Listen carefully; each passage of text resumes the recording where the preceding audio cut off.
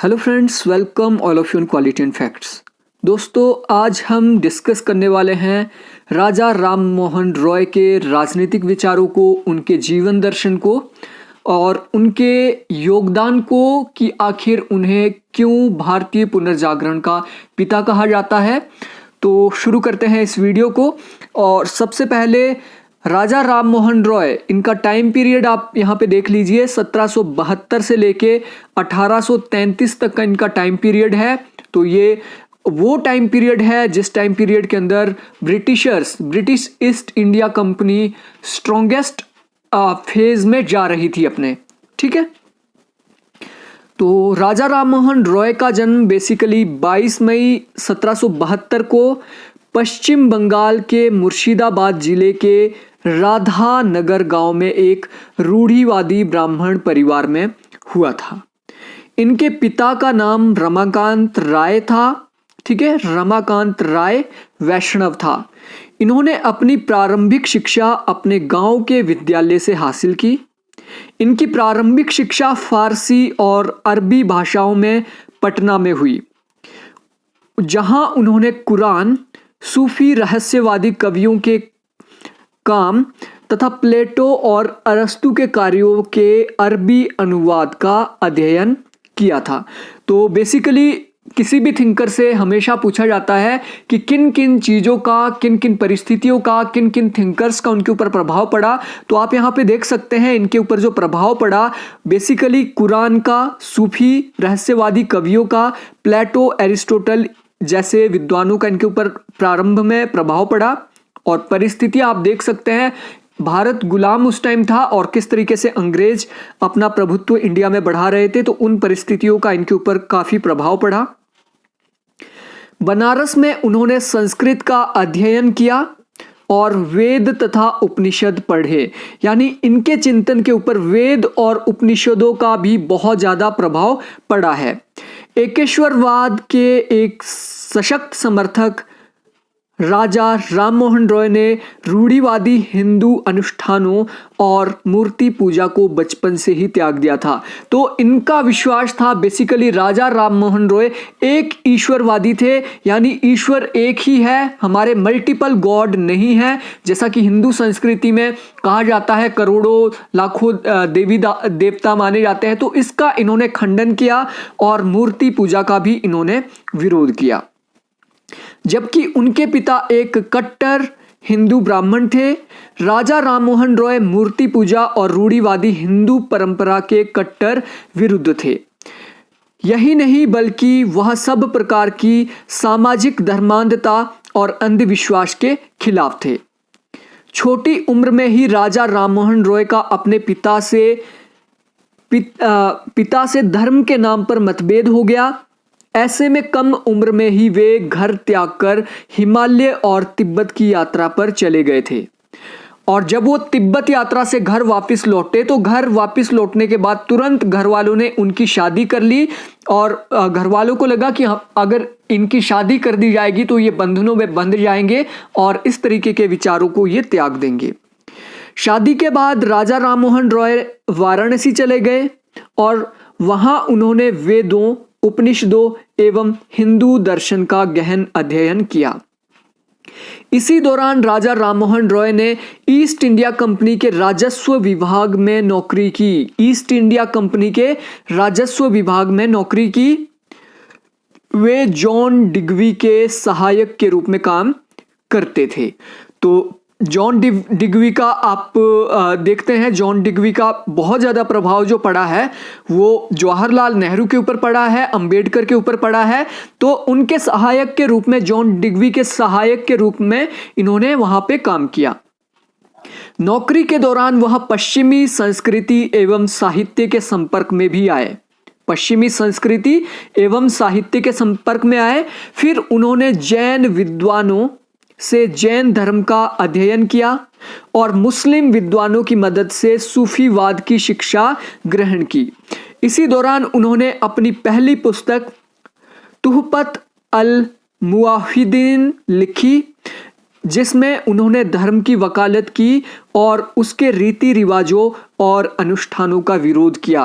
तो इम्पोर्टेंट चीज़ यहाँ पे ये है, इन्होंने जैन धर्म, बुद्ध धर्म भी और मुस्लिम धर्म, हिंदू धर्म, सभी धर्मों का इन्होंने अध्ययन किया। उसके बाद इन्होंने उसकी बुराइयों और अच्छाइयों को उन्होंने देखा और जिसके आधार पे इन्होंने क्या किया, धार्मिक रीति रिवाजों और अनुष्ठानों का इन्होंने विरोध किया। लेकिन धर्म का इन्होंने विरोध नहीं किया, धर्म को इन्होंने अच्छा माना मानवता के लिए, लेकिन धर्म के अंदर जो ये कर्म कांड होते हैं उसको इन्होंने बहुत ही खराब माना था। तो ये जो सती प्रथा है ये भी रीति रिवाजों और अनुष्ठानों का एक पार्ट था। तो राजा राममोहन रॉय ने सती प्रथा का घोर विरोध किया क्योंकि ये धार्मिक रीति रिवाजों और अनुष्ठानों का एक प्रतीक था, जिसमें जिंदा महिला को अपनी मृत पति के साथ जला दिया जाता था। ठीक है, उन्होंने महिलाओं के लिए पुरुषों के समान अधिकारों के लिए प्रचार किया, जिसमें उन्होंने पुनर्विवाह का अधिकार और संपत्ति रखने का अधिकार महिलाओं को देने की बात की। यानी महिलाएं संपत्ति भी रख सकती है और उनका पुनर्विवाह होना चाहिए, ना कि सती उनको बना दिया जाना चाहिए।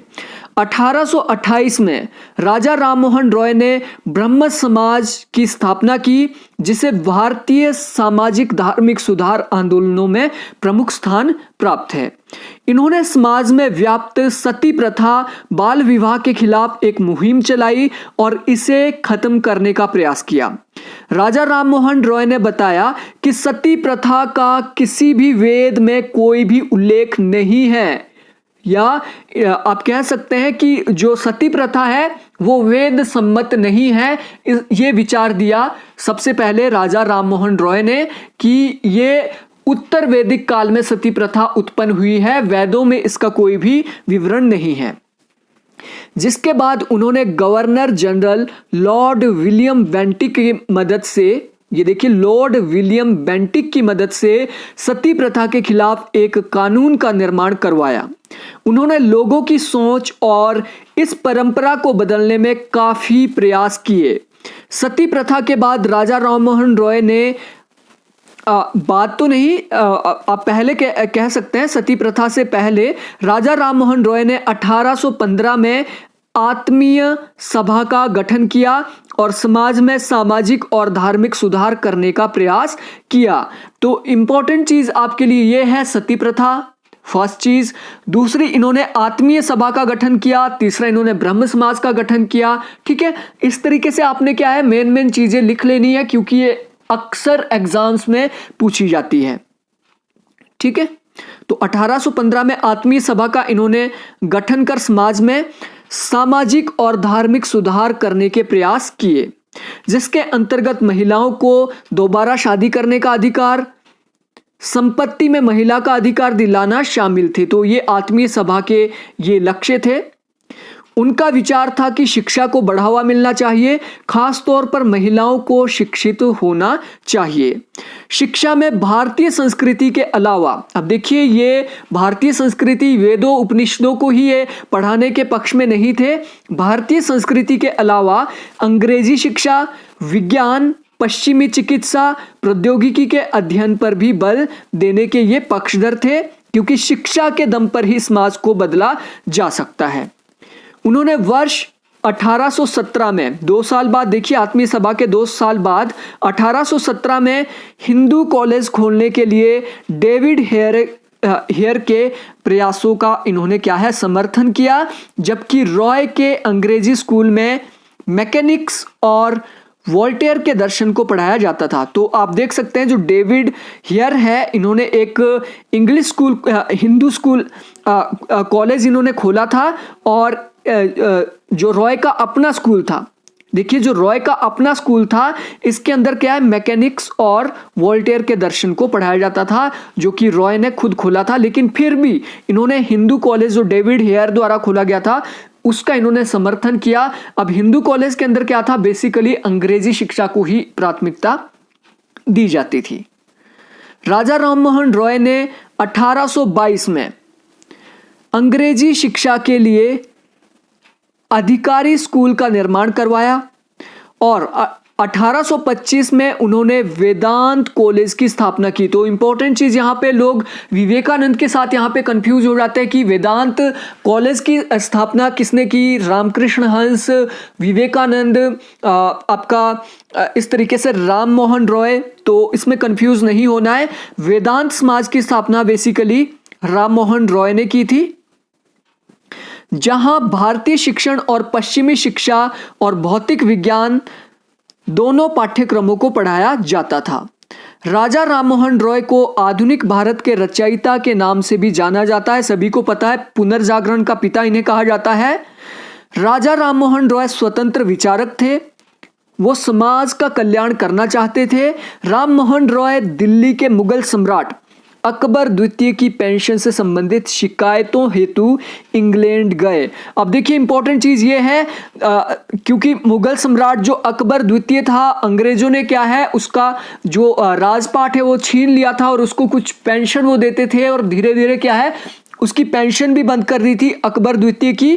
तो दोबारा से उसकी पेंशन लगाने के लिए ये शिकायत लेके इंग्लैंड गए थे, और तभी अकबर द्वितीय ने इन्हें राजा की उपाधि दी। तो राजा की उपाधि किसने दी? अकबर द्वितीय ने राजा राममोहन रॉय को। राममोहन रॉय पश्चिमी आधुनिक विचारकों से बहुत ज्यादा प्रभावित हुए थे और बुद्धिवाद तथा आधुनिक वैज्ञानिक दृष्टिकोण पर यह बल देते थे। राजा राममोहन रॉय का मानना था कि प्रत्येक पापी को अपने पापों के लिए प्रायश्चित करना चाहिए। यह आत्मशुद्धि और पश्चाताप के माध्यम से किया जाना चाहिए, ना कि आडंबर और अनुष्ठानों के माध्यम से। तो क्या होता है, जो हिंदू कल्चर है, हिंदू कल्चर में बोलते हैं ना कि एक बिल्ली 100 चूहे खा के हज को चली या फिर गंगा नहाने चली। तो क्या है, बहुत से पाप पहले लोग कर लेते थे और बाद में चला है जी यज्ञ चले हैं, कई तरीके के अनुष्ठान किए जाते थे कि आप इस पाप से मुक्ति के लिए स्वर्ग का रास्ता आपके लिए खोला जाएगा। ठीक है, अगर आप ये यज्ञ करोगे, ब्राह्मण को इस तरीके से भूदान देंगे, गोदान देंगे।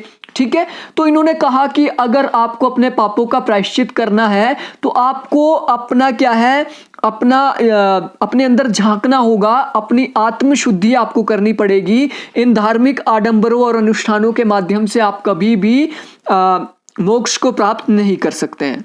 राममोहन रॉय इस्लामिक एकेश्वरवाद के प्रति आकर्षित थे। उन्होंने कहा कि एकेश्वरवाद भी वेदांत का मूल संदेश है, और 27 सितंबर 1833 को इस महान चिंतक का स्वर्गवास हो गया। तो बेसिकली एकेश्वरवाद का मतलब, जैसे आपने देखा होगा कि एक ही अल्लाह को मानते हैं मुस्लिम धर्म के अंदर, लेकिन हिंदू धर्म के अंदर लाखों करोड़ों देवी देवता हैं, लेकिन ये एकेश्वरवाद से बहुत ज़्यादा प्रभावित थे और इसे वेदांत का मूल दर्शन इन्होंने माना। अब देखते हैं इनकी प्रमुख रचनाएं, जो अक्सर आपसे पूछी जाती है कि कौन कौन सी रचनाएं इन्होंने लिखी है। तो पहली रचना इन्होंने लिखी, जो इनकी पहली ही रचना है, तुहफत उल मुवाहिदीन, यानी देवताओं को एक उपहार।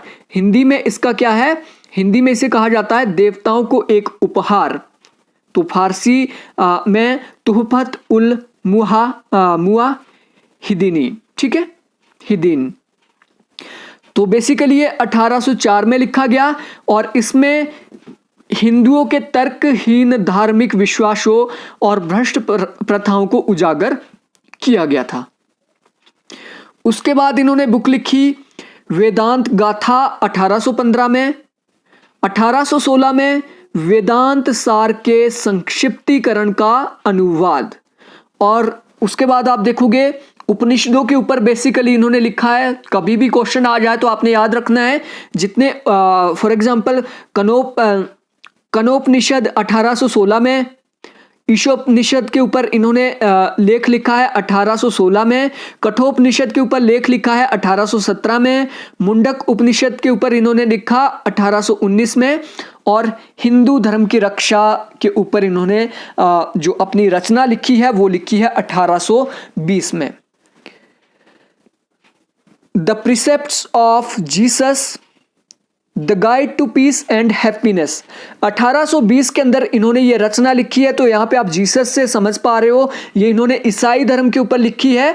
इसमें इन्होंने ईसाई धर्म के कर्म कांड की आलोचना की और ईसा मसीह को ईश्वर के अवतार के रूप में खारिज कर दिया कि ईसा मसीह कोई ईश्वर के अवतार नहीं थे। ठीक है। उसके बाद 1826 में इन्होंने बंगाली व्याकरण लिखा और 1829 में द यूनिवर्सल रिलीजन बुक इन्होंने लिखी। 1829 में ही भारतीय दर्शन का इतिहास नामक बुक लिखी और गौड़ीय व्याकरण इन्होंने लिखा 1833 के अंदर। तो ये इनकी प्रमुख रचनाएं हैं जो कि आपको पढ़नी पड़ेगी। पढ़नी मीन्स आपको याद रखनी पड़ेगी एग्जामिनेशन पर्पज से। ठीक है। अब देखते हैं सामाजिक सुधार से संबंधित इनके विचार, क्योंकि यहीं से आपसे बेसिकली क्वेश्चन पूछे जाते हैं, क्योंकि इन्होंने भारतीय सामाजिक और भारतीय धार्मिक सुधारों के अंदर अपनी महत्वपूर्ण भूमिका निभाई है। राजा राममोहन रॉय जी का विचार था कि सामाजिक और राजनीतिक परिवर्तन का प्रमुख उपकरण धार्मिक सुधार ही हो सकता है। तो बेसिकली अगर धर्म में आपने सुधार कर लिया तो धर्म में सुधार करने से क्या होगा, राजनीति में भी परिवर्तन होगा, समाज में भी परिवर्तन होगा। उन्होंने वर्ष 1815 में आत्मीय सभा का गठन किया जो 1823 में विघटित हो गई। तो आत्मीय सभा 1815 से लेकर 1823 तक 8 साल का टाइम पीरियड इसका रहता है। वर्ष 1821 में कलकत्ता यूनिटेरियन एसोसिएशन की स्थापना की। तो ये चीज यहाँ पे एक नई चीज आपके लिए है। कलकत्ता यूनिटेरियन एसोसिएशन की स्थापना किसने की? राजा राममोहन रॉय ने। वर्ष 1828 में ब्रह्म सभा की इन्होंने स्थापना की है। तो ये चीज आपने याद रखना है, ब्रह्म समाज की स्थापना नहीं, ब्रह्म सभा की स्थापना कब की गई? 1828 में, जो कि बाद में ब्रह्म समाज बन गया। ठीक है। इस संस्था ने सामाजिक सुधारों में अपना महत्वपूर्ण योगदान दिया। ब्रह्म समाज वर्ष 1866 में, ये डेट आपके लिए इंपॉर्टेंट है, 1866 में ब्रह्म समाज 2 भागों में विभाजित हो गया। अर्थात भारत के ब्रह्म समाज का नेतृत्व किसने किया? केशव चंद्र सेन ने। भारत का ब्रह्म समाज ऑफ इंडिया, इसका नेतृत्व किसने किया? केशव चंद्र सेन ने। और आदि ब्रह्म समाज का नेतृत्व किया देवेंद्रनाथ टैगोर ने। तो ये 2 भागों में डिवाइड हो गया था बाद में ब्रह्म समाज। तो ये आपको पता होना चाहिए, भारत का ब्रह्म समाज और आदि ब्रह्म समाज, और इनके नेता कौन है? केशव चंद्र और देवेंद्रनाथ टैगोर। ठीक है। ध्यान रहे, यही 2 प्रमुख नेता थे जो ब्रह्म समाज आंदोलन से जुड़े थे एम.एन. रॉय के बाद। रॉय ब्रिटिश प्रणाली की संवैधानिक सरकार द्वारा लोगों को दी गई नागरिक स्वतंत्रता से बहुत ज़्यादा ये प्रभावित थे, क्योंकि इन्होंने देखा था कि जो हिंदू समाज है, हिंदू जो धार्मिक समाज है, उसमें किसी भी प्रकार की स्वतंत्रता नागरिकों को नहीं थी। उनको धर्म के अनुसार ही चलना पड़ता था। वो अपने धर्म के अनुसार, अपने वर्ण के अनुसार, अपनी जाति के अनुसार बंधे हुए थे, और जो कि एक बहुत ही पैरोकियल सोसाइटी थी जिसमें नागरिक स्वतंत्रता ना के बराबर थी। इसलिए संवैधानिक सरकार से ये बहुत ज्यादा प्रभावित हुए। लेखन और अन्य गतिविधियों के माध्यम से उन्होंने भारत में स्वतंत्र प्रेस के लिए आंदोलन का समर्थन किया। वर्ष 1819 में लॉर्ड हेस्टिंग द्वारा प्रेस पर सेंसरशिप ढील दी गई, तो राममोहन रॉय ने 3 पत्रिकाओं का प्रकाशन किया।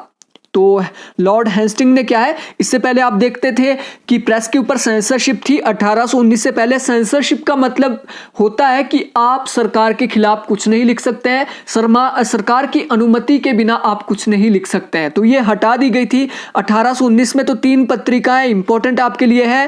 पहली है ब्राह्मणवादी पत्रिका 1821, विचार और अभिव्यक्ति की एक नई मिसाल इसमें इन्होंने कायम की, और ब्राह्मणवादी जो आडंबर थे, पाखंड थे, उसका इन्होंने इसमें जिक्र किया। उसके बाद बंगाली साप्ताहिक संवाद कौमुदी ठीक है। बंगाली साप्ताहिक पत्रिका है संवाद कौमुदी, ये 1821 में पत्रिका इन्होंने निकाली। और फारसी साप्ताहिक पत्रिका मिरात उल अकबर का इन्होंने प्रकाशन किया। तीनों पत्रिकाएं आपके लिए इंपॉर्टेंट है, डेट वाइज भी और क्रम वाइज, क्योंकि पूछी जा सकती है कि पहली पत्रिका कब लिखी गई। ब्राह्मणवादी, उसके बाद संवाद कौमुदी और उसके बाद मिरात उल अकबर। तो इनके राजनीतिक विचारों को देख लेते हैं। राजा राममोहन रॉय के समय भारत की राजनीतिक परिस्थितियां तीन तरह की थी। अब तीन तरह की परिस्थितियां कौन सी थी? एक तरफ मुगल साम्राज्य का पतन हो रहा था, दूसरी तरफ पूरा देश छोटे छोटे रजवाड़ों में बटा हुआ था और आपस में ये लड़ता रहता था, और तीसरी ओर देश में अंग्रेजी शासन की नींव पड़ चुकी थी। तो पहला मुगल जो साम्राज्य था उसका पतन हो रहा था, दूसरा क्या है, रजवाड़ों में पूरा देश बटा था, वो लड़ रहा था, तीसरा आप देख सकते हैं अंग्रेजी शासन की नींव यहां पे पड़ चुकी थी। और कई क्षेत्रों में दीवानी अधिकार का मतलब यहां पे होता है कर राजस्व प्राप्ति का अधिकार अंग्रेजों ने प्राप्त कर लिया था। नए शासक श्रेणी के साथ पश्चिमी ज्ञान विज्ञान और आधुनिक अर्थव्यवस्था की नींव रखी जा रही थी। तो नए शासक जो आए थे, अंग्रेज जो भारत में आए थे, उन्होंने क्या है, एक नए प्रकार की आधुनिक अर्थव्यवस्था और पश्चिमी ज्ञान विज्ञान तर्क बुद्धिवाद की उन्होंने नींव रखी थी, जिसे रेनेसां के लिए मोस्ट इंपॉर्टेंट, रेनेसां मीन्स पुनर्जागरण का एक हथियार माना जाता है। तो इसकी नींव ऑलरेडी इंडिया में डाल दी गई थी, जिसे आगे बढ़ाया राजा राममोहन रॉय ने। देश की ऐसी राजनीतिक और सामाजिक परिस्थिति में राष्ट्रीयता की एक नई परिभाषा का जन्म हो रहा था।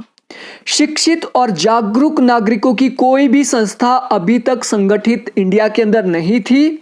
अराजकता के उस परिवेश में जनता केवल प्रशासनिक न्याय, धार्मिक स्वतंत्रता और सुरक्षा की आवश्यकता को महत्व देती थी। अराजकता की स्थिति थी। अराजकता का मतलब है कि कोई एक गवर्नेंस, एक गवर्नमेंट पूरे के पूरे टेरिटरी के ऊपर नहीं थी, अराजकता थी। अराजकता का मतलब है जब चाहे तब वहां पे गृह युद्ध छिड़ जाता था, तो ये अराजकता वहां पे फैली हुई थी। ओके, इधर अंग्रेजी शासन ने इन संभावनाओं को जन्म दिया और जनता के मन में विदेशी शासन के प्रति आस्था की भावना बढ़ चली। यानी अंग्रेजी शासन जब आया, आपने देखा किस तरीके से उन्होंने कंसोलिडेट किया, इंडिया का एकीकरण करना उन्होंने शुरू कर दिया, इंडिया को एक यूनिट के रूप में उन्होंने बदलना शुरू किया, एक शासन के अंदर पूरा का पूरा भारत आने लगा। तो उससे क्या हुआ, लोगों की जो भावनाएं थी वो अंग्रेजी सरकार के प्रति अच्छी होने लगी कि ये तो हमें यूनाइट करने की कोशिश कर रहे हैं, तो ये अच्छी सरकार है। कुछ लोग इस शासन को अराजकता, ब्राह्मणवाद और सामंती अत्याचार से मुक्ति का रास्ता समझने लगे थे। ठीक है, अंग्रेजों के शासन को क्या है, ब्राह्मणवाद से मुक्ति का रास्ता लोग इसे समझने लगे थे। राममोहन रॉय के लिए राजनीतिक मुक्ति की परिभाषा सिर्फ अंग्रेजों को देश से भगाना मात्र नहीं था, यह बहुत ही व्यापक इनकी अवधारणा थी। इस परिभाषा में देश, जाति या संप्रदाय की सीमा रेखा का इसमें कोई हस्तक्षेप नहीं था। इसमें सभी लोगों में समानता, स्वतंत्रता और भाईचारे के गुण शामिल थे। उनका विश्वास था कि एक ना एक दिन लोकतंत्र की भावनाएं भारत में न्यायिक प्रशासन की स्थापना और राजनीतिक मुक्ति दिलाने में सहायक होगी। तो बेसिकली क्या है, इनकी जो राजनीतिक मुक्ति की अवधारणा है बिल्कुल डिफरेंट थी। इससे पहले के जो क्रांतिकारी नेता थे या इनके बाद जो क्रांतिकारी नेता हुए, उन्होंने कहा अंग्रेजों को देश से भगाना, भारत को मुक्ति दिलाना है। लेकिन इन्होंने बोला भाई राजनीतिक मुक्ति ये मुक्ति नहीं है, आपको ब्राह्मणवाद से मुक्ति देना पड़ेगा, आपको जातिवाद से मुक्ति देनी पड़ेगी, आपको संप्रदायवाद से मुक्ति देनी पड़ेगी, लोगों के अंदर स्वतंत्रता, समानता और भाईचारे की भावना उत्पन्न करना पड़ेगा, तभी ओरिजिनल राजनीतिक मुक्ति होगी अकॉर्डिंग टू राममोहन रॉय। बुद्धिवाद या युक्तिवाद, जिन प्रमुख धारणाओं ने उनके विचारों को संवारने में योगदान दिया वे थे, अब देखिए, बुद्धिवाद या युक्तिवाद, इसे रेनेसां यानी पुनर्जागरण का प्रमुख केंद्रीय बिंदु माना जाता है। ठीक है, तो जिन्होंने योगदान उनके विचारों को संवारने में दिया वो है 18वीं शताब्दी के पुनर्जागरण काल के दार्शनिक बेंथम, जेम्स मिल जैसे उपयोगितावादी दर्शन शास्त्री। तो इनके ऊपर बेंथम का बहुत ज्यादा प्रभाव पड़ा, बेंथम के साथ इनका पत्राचार था। जेम्स मिल के साथ इनके अच्छे संबंध थे, जॉन ऑस्टिन के साथ भी इनके अच्छे संबंध थे। संबंध मीन्स उनका इनके ऊपर प्रभाव पड़ा। ठीक है, और रॉबर्ट ओवन जैसे सामाजिक और अर्थशास्त्री भी इसे कह सकते हैं, इन दार्शनिकों का इनके ऊपर बहुत ज्यादा प्रभाव पड़ा। इसके अतिरिक्त फ्रांस, स्पेन और अमेरिका के विद्रोह और क्रांति का प्रभाव भी इनके ऊपर पड़ा। फ्रांस की 1789 की क्रांति और 1776 की अमेरिकन क्रांति का इनके ऊपर बहुत ज्यादा प्रभाव पड़ा, और स्पेन में एक विद्रोह हुआ था, ठीक है, उसका भी प्रभाव इनके ऊपर पड़ा। स्वाधीनता राजा राममोहन रॉय के लिए कोई नारा या कोरा सिद्धांत नहीं था। इस आदर्श का उनकी आंतरिक प्रेरणा से संबंध था। स्वाधीनता का मतलब क्या है? आंतरिक प्रेरणा। धर्म, समाज और राष्ट्रीय समस्याओं के समाधान के प्रयासों में राजा राममोहन रॉय ने हमेशा आदर्श को सर्वोपरि रखा। आदर्श मतलब आदर्शवाद को ये सर्वोपरि मानते थे, जैसे कि महात्मा गांधी आदर्श को सर्वोपरि मानते थे कि सत्य के अंदर विश्वास रखना चाहिए, अहिंसा के अंदर विश्वास रखना चाहिए, हमें युद्ध नहीं करना चाहिए। इसी तरीके से इन्होंने भी आदर्शवाद को सर्वोपरि अपने विचारों में रखा। उनके सार्वजनिक जीवन के सभी आंदोलन इसी आदर्श पर चले हैं। राजा राममोहन रॉय की राजनीतिक विचारधारा उनके धार्मिक विचारधारा में निहित है, यानी जितने भी इनके राजनीतिक यानी पॉलिटिकल थॉट्स हैं, सारे के सारे कहां से निकलते हैं? धार्मिक विचारधारा से निकलते हैं, जिसमें शामिल है उपनिषद, वेद, ठीक है, उपनिषदों में, वेदों में, कुरानों में या जैन पारसी धर्म में, जैन धर्म में, ठीक है। तो उन सिद्धांतों से ही इन्होंने अपने राजनीतिक विचार निकाले हैं, ठीक है। उपनिषदों में वर्णित मानव के शाश्वत और स्वच्छंद स्वरूप पर यह आधारित है, अर्थात उपनिषदों में जिन आदर्शों का वर्णन किया गया है उसे वे यथार्थ रूप में लागू करना चाहते थे। उनके धार्मिक, सामाजिक सुधारवाद और राजनीतिक आंदोलन के बीच गहरा संबंध रहा। उनका मानना था कि धार्मिक रीति रिवाज की अधिकता और शुद्धिकरण के नियम उद्योग धंधों के मार्ग में बाधक स्वरूप रहे हैं। यानी धार्मिक जो रीति रिवाज है और शुद्धिकरण की जो प्रक्रिया है कि उस टाइम दलितों को की परछाई को भी कहीं मतलब जो हायर कास्ट थे उसे वो एक्सेप्ट नहीं करते थे, और शुद्धिकरण की वजह से क्या है, आए दिन वहां पे उस तरीके से उसमें व्यवधान उत्पन्न होता था काम धंधों के अंदर, जो कि एक बाधक के रूप में थे। उनका विचार था कि विदेशी लोगों मीन्स अंग्रेजों, उनका विचार था कि अंग्रेजों के संगत में आने पर भारत के लोग विश्व संस्कृति के संबंध में आएंगे और भारत में प्रजातंत्र की स्थापना हो सकेगी। इस प्रकार भारत में स्वतंत्र और प्रबुद्ध राष्ट्रों की श्रेणी उत्पन्न हो जाएगी, या भारत स्वतंत्र और प्रबुद्ध राष्ट्र की श्रेणी में आ जाएगा। कैसे? अंग्रेजों के संपर्क में आने से। उन्होंने अपनी नारी अधिकार से संबंधित पुस्तिका, अब देखिए ये हमने इससे पहले ये कवर नहीं किया है, नारी अधिकार के ऊपर भी उन्होंने एक पुस्तिका लिखी है जिसका नाम है encroachment on the ancient rights of the female. Important, बहुत इंपॉर्टेंट पुस्तक इनकी है। मैं लिखा था कि यद्यपि ब्रिटिश शासन से देश को कुछ लाभ हुए हैं, लेकिन आने वाली पीढ़ियां ही यह बताने की स्थिति में होगी कि इस शासन से कितना लाभ हुआ है।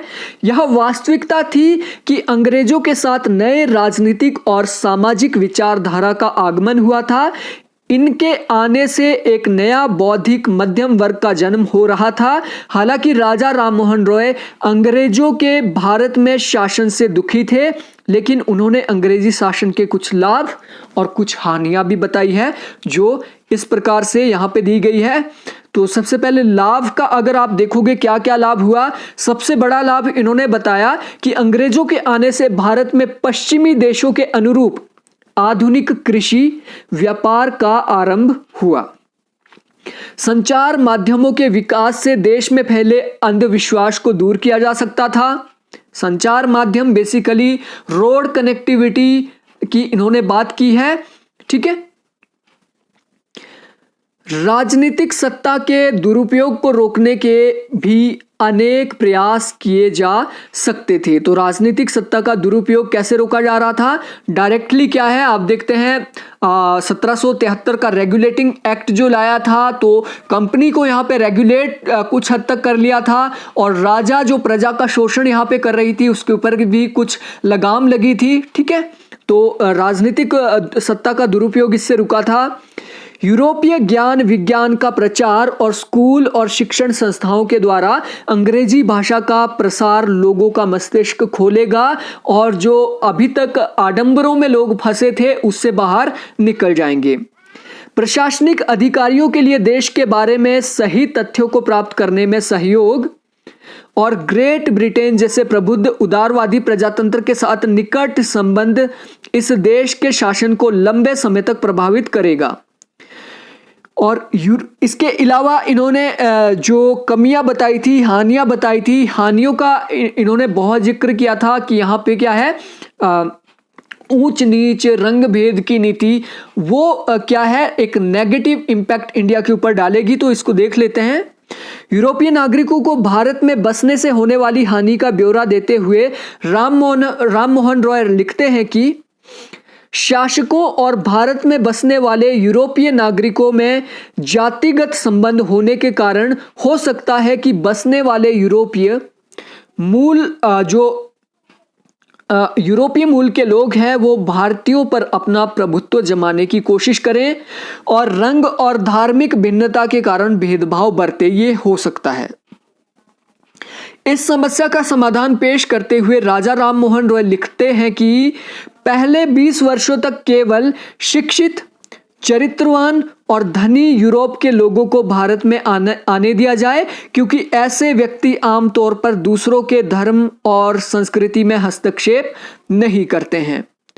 स्वार्थों के टकराव में ऐसी स्थिति उत्पन्न होने की संभावना हो सकती है कि जब स्वदेशी और विदेशी स्वार्थों में खुलेआम संघर्ष हो जाए, और सरकार इसके समाधान के लिए खून खराबे का भी सहारा ले सकती है। सरकार का मतलब यहाँ पे क्या है, जब अंग्रेजों और भारतीयों के बीच टकराव होगा तो सरकार किसकी सरकार है, अंग्रेजों की सरकार है। तो अंग्रेज क्या है, भारतीयों को दबाने के लिए खून खराबा भी कर सकती है।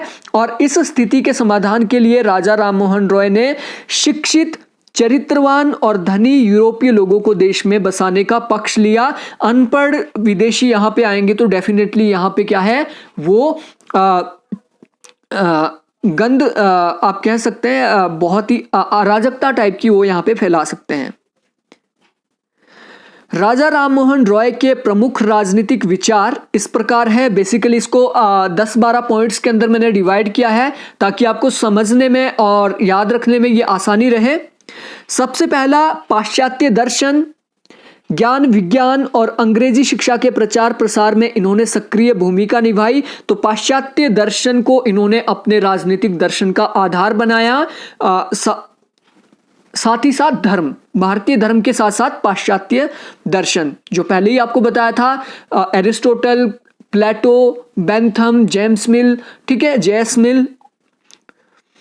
उसके बाद हिंदू धर्म के शाश्वत मूल्यों का अनुशीलन एवं प्रचार किया और इसको राजनीति में लाने का इन्होंने प्रयास किया। लोक कल्याण की भावना से धर्म सुधार, सामाजिक सुधार के लिए शास्त्रों और आंदोलनों का इन्होंने संचालन किया। विदेशी शासन और यूरोप के प्रवासियों के प्रति सहानुभूति और सहयोग का रवैया इन्होंने अपनाया। प्रशासनिक, न्यायिक और व्यक्ति स्वतंत्रता के लिए आंदोलन, अपील और जनसभाओं का संगठन इन्होंने किया है। धर्म और जाति निरपेक्ष राजतंत्र शासन तंत्र की स्थापना का उपक्रम इन्होंने ये सिद्धांत दिया है। पाश्चात्य दर्शन के अनुरूप स्वाधीनता, समानता और भ्रातृत्व के आदर्शों का देश में प्रचार किया। तो बेसिकली इन्होंने क्या है, स्वाधीनता, समानता और भ्रातृत्व का आदर्श राजनीति के अंदर इन्होंने अपनाया। ब्रिटिश पार्लियामेंट के सामने भारत के प्रशासनिक मसलों पर विचार करने का व्यवहारिक प्रयत्न इन्होंने किया। अकबर द्वितीय की समस्याओं को भी राजा के सामने इन्होंने रखा, पार्लियामेंट के सामने इन्होंने रखा। और जातिवादी जो वर्ण व्यवस्था थी उसकी भी समस्या और सती प्रथा की समस्या भी पार्लियामेंट के सामने इन्होंने रखी थी। अंतर्राष्ट्रीयता के परिप्रेक्ष्य में भारतीय समस्याओं का अनुशीलन और संबंधों की स्थापना इन्होंने की। इसके अतिरिक्त रॉय ने आर्थिक और सांस्कृतिक परिवर्तनों पर भी अपने विचार व्यक्त किए हैं। सार रूप में अगर हम इनके योगदानों की बात करें तो उनका योगदान सती प्रथा उन्मूलन, महिलाओं के सशक्तिकरण और ब्रह्म समाज जैसी संस्थाओं के कार्य संचालन से भारत में नव जागरण लाने के रूप में इनका योगदान देखा जा सकता है। उनके राजनीतिक विचार भले ही उपनिषदों के आदर्शों पर आधारित हो, किंतु वे धार्मिक आडंबरों के खिलाफ थे और पाश्चात्य लोकतांत्रिक आदर्शों का भारतीय प्राचीन चिंतन में समन्वय स्थापित करके नए भारत की नींव रखने के लिए ये ललायित थे और बहुत हद तक उन्होंने इसे पूर्ण करने का प्रमुख काम किया। तो ये थे राजा राममोहन रॉय के संपूर्ण विचार, जो कि आप देख सकते हैं राजस्थान असिस्टेंट प्रोफेसर में ये एक नया टॉपिक लगा है, तो आपके लिए ये बहुत ही ज़्यादा यूजफुल रहेगा और आने वाले कई एग्जाम्स जो पॉलिटिकल साइंस से रिलेटेड है उसमें भी ये योगदान आपको देगा। So thank you friends, thanks for watching.